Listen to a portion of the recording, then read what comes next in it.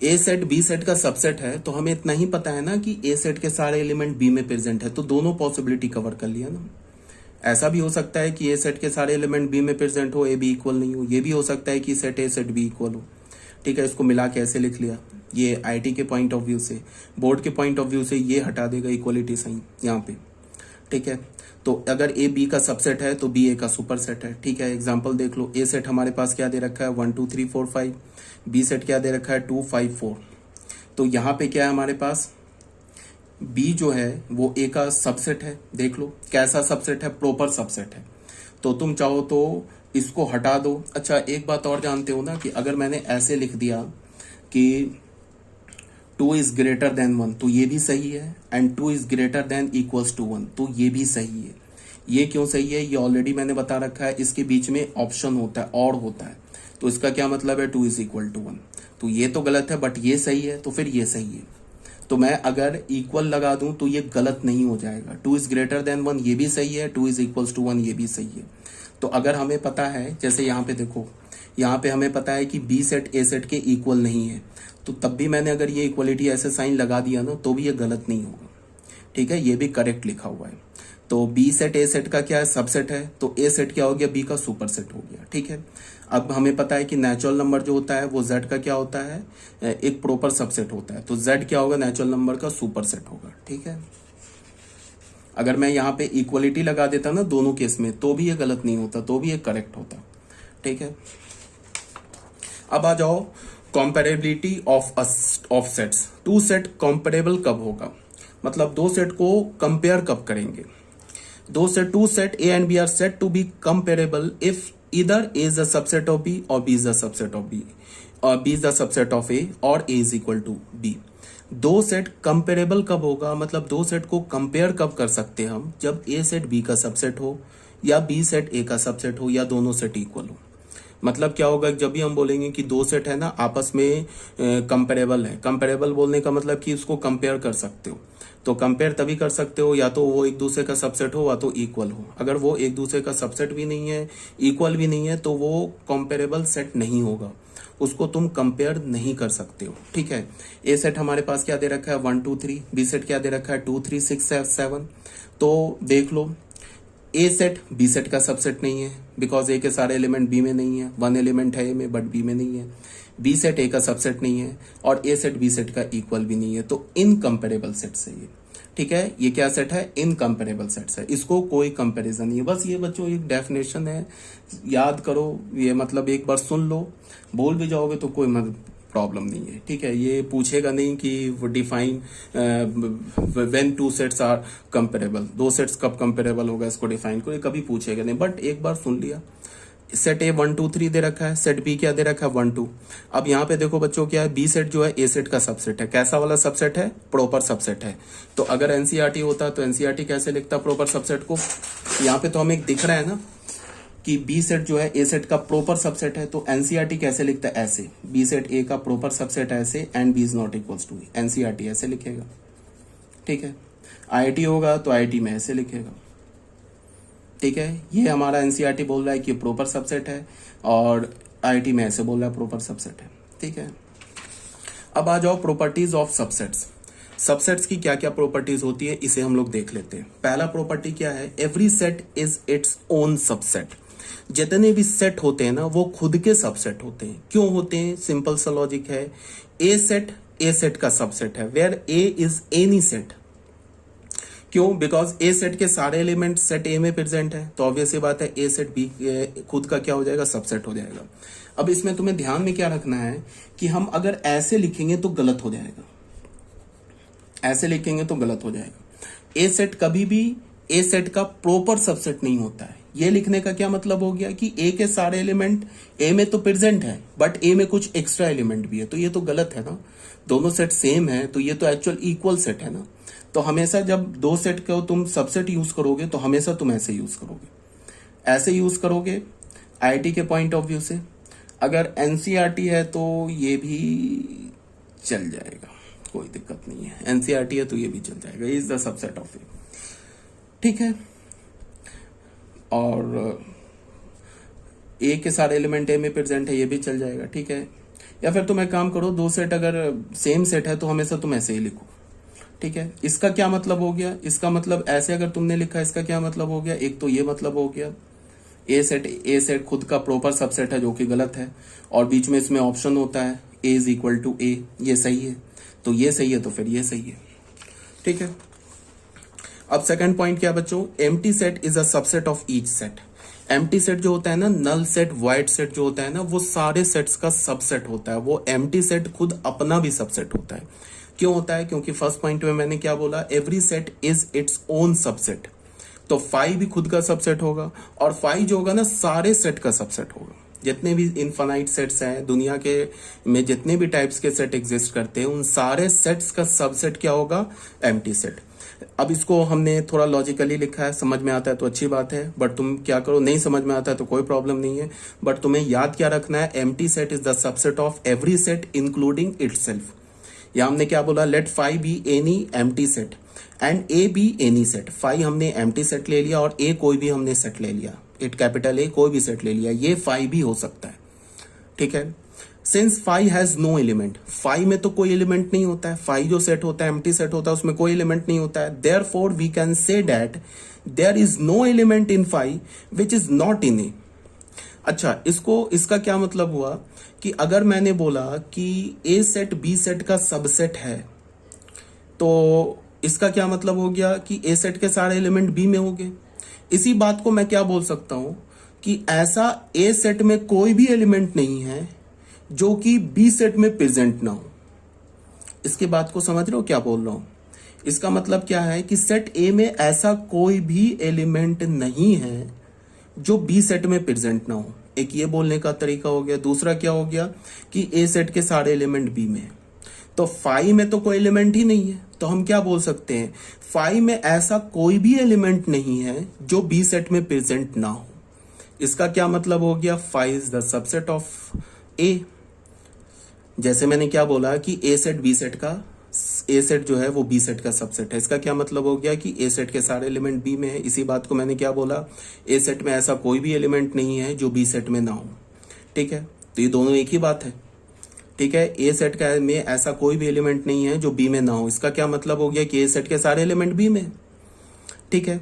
अब आ जाओ, अगर मैंने बोला फाई जो है वो ए का सबसेट है, तो इसको मैंने क्या बोला कि फाई सेट में ऐसा कोई भी एलिमेंट नहीं है जो बी सेट में, या सॉरी ए सेट में ना हो।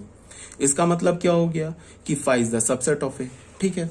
Since phi has no element, therefore we can say that there is no element in phi which is not in A, hence each element of phi is an element of A, implies phi is the subset of A. Phi क्या हो गया, ए का subset, ठीक है। Clear होनी चाहिए बात। तो तुम्हें याद क्या रखना है, अगर मेरी ये बात नहीं समझ में आई ना, ऐसे कोई टफ नहीं है। मैंने बोला ए बी का सबसेट है, इसका क्या मतलब हो गया, इसको मैं ऐसे भी बोल सकता हूं कि ए में ऐसा कोई भी एलिमेंट प्रेजेंट नहीं है जो बी में ना हो, ठीक है। तो मैंने बोला फाई ए का सबसेट है, क्यों है, बिकॉज फाई में ऐसा कोई भी एलिमेंट नहीं है, फाई में तो एलिमेंट ही नहीं है, तो फाई में ऐसा कोई भी एलिमेंट नहीं है जो ए सेट में ना हो। इसका मतलब फाई के सारे एलिमेंट ए में है, बट फाई में एलिमेंट ही नहीं है, तो इसका क्या मतलब हो गया कि फाई के ऐसा कोई भी एलिमेंट नहीं है जो ए सेट में नहीं है। इसका मतलब क्या हो गया, phi is the subset of A. A क्या हमारा, A is any set, A phi भी हो सकता है, तो इसका क्या मतलब हो गया कि phi is the subset of itself. Phi खुद का भी सबसेट होगा, फाई दुनिया के सारे सेट का सबसेट होगा, ठीक है। अब बच्चों आ जाओ थर्ड पॉइंट में। If A B C be three sets and A is the subset of B and B is the subset of C, then A is the subset of C. यहाँ पे क्या बोल रहा है कि ए बी सी कोई भी रैंडम तीन सेट है, अगर सेट ए बी सेट का सबसेट है और सेट बी सी सेट का सबसेट है, तो सेट ए भी सी सेट का सबसेट होगा। ये सिंपल लॉजिक से तुम ऐसे समझ सकते हो कि अगर सेट ए बी सेट का सबसेट है तो ए के सारे एलिमेंट बी में है, और बी सी का सबसेट है तो बी के सारे एलिमेंट सी में है, तो उसका क्या मतलब हो गया कि ए के भी सारे एलिमेंट सी में, ठीक है ना। तो इसको हम लोगों ने, मैंने थोड़ा प्रूफ यहाँ पे किया, देखो A is the subset of B and B is the subset of C, ये तो गिवन है। तो हमने क्या बोल दिया कि लेट एक्स, कोई भी रैंडम एलिमेंट ए का उठा लिया, एलिमेंट ऑफ ए, तो एक्स अगर ए का एलिमेंट है तो एक्स बी का भी एलिमेंट है, क्यों, बिकॉज ए बी का सबसेट है। तो x element of A implies x element of B, क्यों, बिकॉज ए बी का सबसेट है। यहाँ पे ये इक्वल लिखने का क्या मतलब है कि ए बी इक्वल भी हो सकता है और ए बी का प्रॉपर सबसेट भी हो सकता है। तो अगर एक्स बी का एलिमेंट है तो एक्स सी का भी एलिमेंट है। क्यों? बिकॉज बी सी का सबसेट है। तो हमने क्या, यहां से हमें क्या पता चला कि एक्स ए का एलिमेंट है, और फिर हमें क्या पता चला कि एक्स सी का भी एलिमेंट है। फॉर ऑल एक्स, एक्स क्या है हमारा, सेट ए का एलिमेंट। तो अगर एक्स ए का एलिमेंट है तो एक्स सी का भी एलिमेंट है। तो इससे क्या पता चला, ए सी का सबसेट हो गया। ठीक है, अब बच्चों आ जाओ फोर्थ पॉइंट पे। फोर्थ पॉइंट क्या बोल रहा है, the total number of subsets of a finite set containing an element is 2 to the power n। इसका प्रूफ मैंने नहीं दिया है। रीजन ये है कि इसके प्रूफ में एक कॉन्सेप्ट यूज होगा परमुटेशंस एंड कॉम्बिनेशंस का, जो कि अभी आप नहीं जानते हो। तो अभी रहने दो, ऐसे इसका प्रूफ कभी पूछेगा भी नहीं तुमसे। ठीक है, जब तुम पीएनसी पढ़ लोगे ना, परमुटेशंस एंड कॉम्बिनेशंस, तो इसका प्रूफ तुम खुद ही समझ जाओगे, या उस समय तुम किसी भी बुक से इसका प्रूफ देखना, तुम्हें मिल जाएगा, आरडी से देख लेना। ठीक है, अभी समझ में नहीं आएगा इसीलिए मैंने इसे छोड़ दिया। ठीक है, मैंने इसको एक दो एग्जाम्पल्स लेके वेरीफाई कर दिया। सबसे पहले क्या बोल रहा है, total number of subsets of a finite set containing an element is 2 to the power n। हमारे पास कोई सेट कैपिटल ए है या कोई भी सेट ए है, उस सेट में हमारे पास कितने एलिमेंट्स हैं, n एलिमेंट्स हैं। उस सेट में n एलिमेंट्स हैं, तो उस सेट में उस सेट के जो टोटल सबसेट्स होंगे, वो नंबर ऑफ सबसेट्स कितने होंगे, 2 to the पावर n। ठीक है, सेट हमारे पास कोई है, रैंडम सेट है, उसमें n एलिमेंट्स हैं, तो total number of subsets of set A is 2 to the power n। Example देखो, ए सेट हमारे पास क्या दे रखा है, 1 2 3। इस सेट ए में कितने एलिमेंट्स हैं, 3 एलिमेंट्स हैं। तो अगर मैं बोलूं कि इस सेट ए के तुम सारे सबसेट्स को काउंट करो, लिखो और काउंट करो, तो बताओ कितने सबसेट्स होंगे। तो इसमें ए के कितने सबसेट्स हो जाएंगे, 2 to the पावर 3, 8 सबसेट्स हो जाएंगे। कैसे, वो देख लो। सबसे पहले सेट हमारा लिखा सबसेट में 5, because 5 is the subset of every set. तो 5 क्या होगा, ए का सबसेट होगा। यहाँ पे बच्चों मैं सबसेट लिख रहा हूं, सबसेट ऑफ ए लिखा, तो पहला हमने सबसेट क्या लिखा, 5। उसके बाद हम लोग क्या करेंगे, एक एक एलिमेंट लेके सबसेट बनाएंगे। तो ये जो सेट लिखा है ये भी इस सेट का सबसेट है। क्यों? बिकॉज इसमें 1 है, इस सेट में ये एक सेट है ना, तो इसमें 1 प्रेजेंट है, यहाँ भी 1 प्रेजेंट है, तो ये जो सेट होगा इसका सबसेट हो गया, तो ये दूसरा सबसेट हो गया। फिर इसमें 2 प्रेजेंट है, ये भी इसका सबसेट हो गया। इसमें 3 प्रेजेंट है, ये भी इसका सबसेट हो गया। फिर दो दो एलिमेंट लेके सबसेट बनाएंगे, तो पहला क्या हो गया, 1 2, ये सेट भी इसका सबसेट हो गया। फिर क्या हो गया, 1 3, ये सेट भी इसका सबसेट हो गया। फिर क्या हो गया, 2 3, ये सेट भी इसका सबसेट हो गया। फिर क्या हो गया, 1 2 3, ये सेट भी इसका सबसेट हो गया। तो यहाँ कितने सबसेट बन गए, 1 2 3 4 5 6 7 8, 8 सबसेट्स हो गए। तो नंबर ऑफ सबसेट्स कितने हो गए, 8। 8 को तुम क्या लिख सकते हो, 2 to the पावर 3। अब ये 3 क्या है, ये जो 3 है ना, ये number of elements in set A है। इसी को मैंने क्या लिखा, number of element in set ए। ठीक है, अब अगर मान लो हमने दूसरा एग्जांपल लिया 5, तो ए हमने क्या ले लिया, 5 सेट हमने ए लिया 5, तो 5 में कितने एलिमेंट होते हैं, 0। तो number of element in set ए क्या हो जाएगा, 0। तो मैं अगर बोलूं सबसेट ऑफ ए सेट का सबसेट क्या हो गया, तो एक ही सेट सबसेट होगा, 5। 5 is the subset of every set, so 5 is the subset of itself. तो अगर मैं बोलूं कि बताओ 5 के कितने सबसेट है, तो 5 का सिर्फ एक ही सबसेट है, और वो सबसेट खुद 5 है। ठीक है, तो मैंने क्या बोला, नंबर ऑफ सबसेट ऑफ ए के कितने सबसेट होंगे, 1, वो एक सबसेट है, देख लो 5।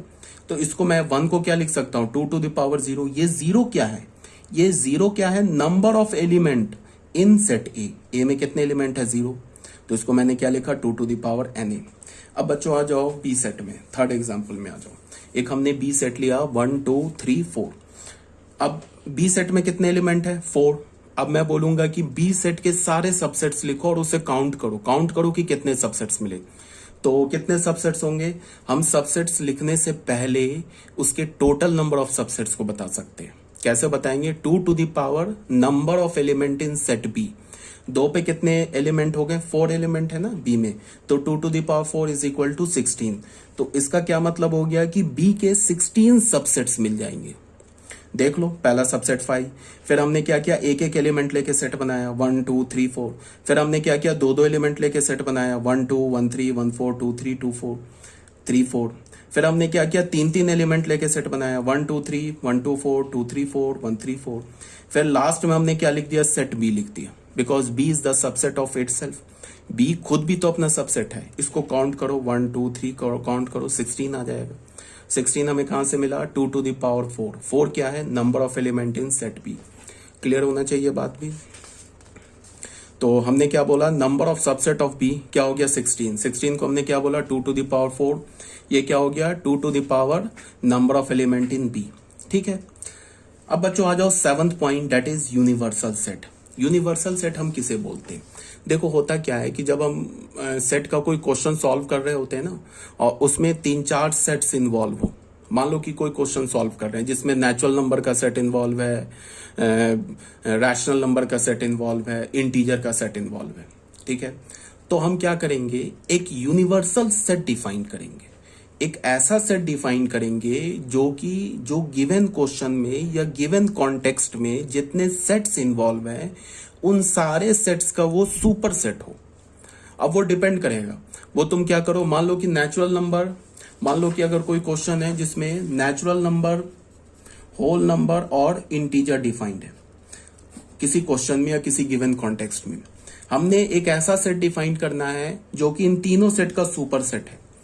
तो कोई बच्चा बोलेगा कि रैशनल नंबर डिफाइन कर लेते हैं, बिकॉज रैशनल नंबर है वो भी नेचुरल नंबर का सुपर सेट है, होल नंबर का सुपर सेट है, इंटीजर का सुपर सेट है, तो हम रैशनल नंबर डिफाइन कर लेते हैं। तो ठीक है, कोई बात नहीं है। तो ये रैशनल नंबर क्या हो जाएगा, हमारा यूनिवर्सल सेट हो जाएगा। ये क्या हो जाएगा बच्चों, यूनिवर्सल सेट हो जाएगा। अगर कोई बच्चा बोलेगा कि हम रियल नंबर डिफाइन कर लेते तो ये भी ठीक है, ये भी यूनिवर्सल सेट हो जाएगा। क्यों? बिकॉज रियल नंबर भी नेचुरल नंबर, होल नंबर और इंटीजर का सुपर सेट है। कोई बोलेगा कि हम कॉम्प्लेक्स नंबर डिफाइन कर लेते हैं तो ये भी ठीक है, बिकॉज ये कॉम्प्लेक्स नंबर भी नेचुरल नंबर, होल नंबर और इंटीजर का सुपर सेट है। क्यों? बिकॉज कॉम्प्लेक्स नंबर तो रियल नंबर का सुपर सेट है। तो रियल नंबर का सुपर सेट है, इसका मतलब ये natural number, whole number, integer का भी सुपर सेट होगा, तो तुम ये भी यूनिवर्सल सेट डिफाइन कर सकते हो। लेकिन बट अगर तुमने किसी गिवन क्वेश्चन में या किसी गिवन कॉन्टेक्स्ट में एक बार यूनिवर्सल सेट तुमने डिफाइन कर लिया तो फिर उसको चेंज नहीं करेंगे। या तो क्वेश्चन में यूनिवर्सल सेट गिवन होगा या तो तुम क्वेश्चन में यूनिवर्सल सेट डिफाइन करोगे। तो एक बार जब तुमने डिफाइन कर लिया, मान लो तुमने रियल नंबर ले लिया, तो एक बार जब रियल नंबर सेलेक्ट कर लिया तो अब इसको चेंज नहीं करेंगे उस गिवन क्वेश्चन में, फिर दूसरे क्वेश्चन में सिलेक्ट कर सकते हो दूसरा यूनिवर्सल सेट। तो यही बात क्या बोला जा रहा है, एनी सेट which is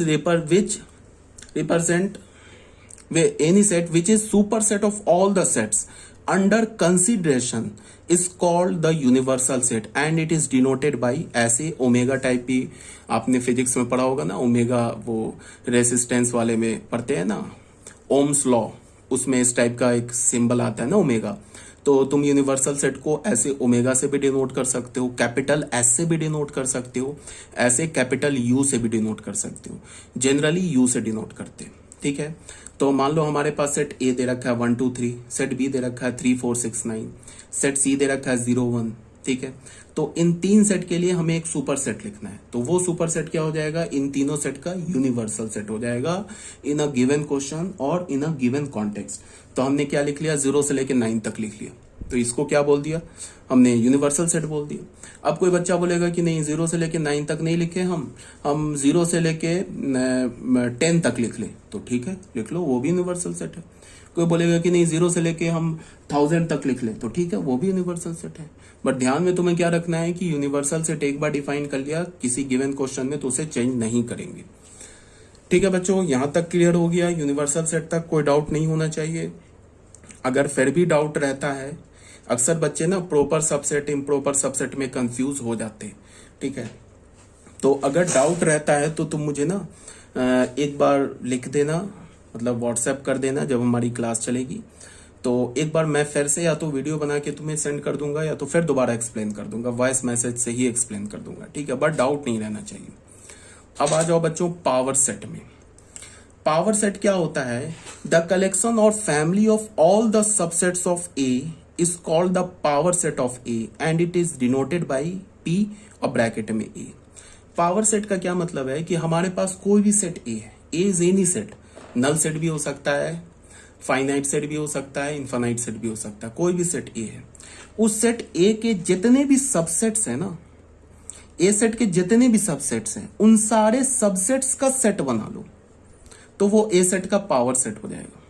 फिर से एक बार, ए सेट के जितने भी सबसेट्स हैं ना उन सारे सबसेट्स का सेट बनाओगे तो वो ए सेट का पावर सेट हो जाएगा। अभी से एक्सप्लेन कर रहा हूं और सिंबॉलिकली हम लोग क्या लिखेंगे, पावर ऑफ ए को क्या लिखेंगे, the set of all x where x belongs to capital X, किसे रिप्रेजेंट कर रहा है, सबसेट ऑफ ए सेट। अगर हमने पावर सेट लिखा इसका मतलब उन सारे एक्स का सेट लिखो, एक्स क्या हमारा ए का सबसेट है, उन सारे एक्स का सेट लिखो जो ए का सबसेट है, उसे हम क्या बोलेंगे, ए सेट का पावर। उसे कैसे रिप्रेजेंट करेंगे, पी ब्रैकेट में ए।